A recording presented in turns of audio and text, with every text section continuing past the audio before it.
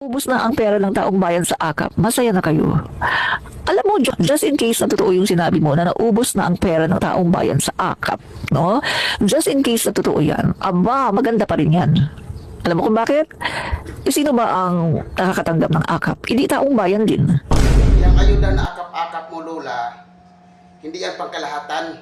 Tatanungin ka pa butante ka ba? Pag hindi, wala kang budget sa ayuda.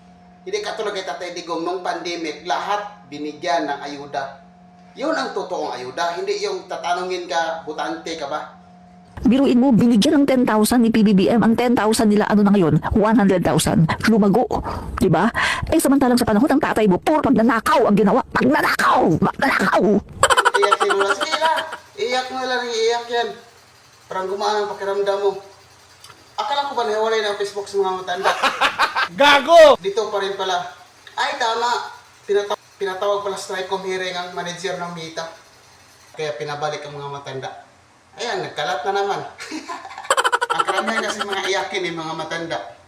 Kaya, dito na naman nagkalat naman ang mga matatanda.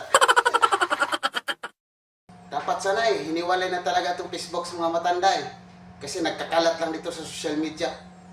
Iyakin pa naman. Gago!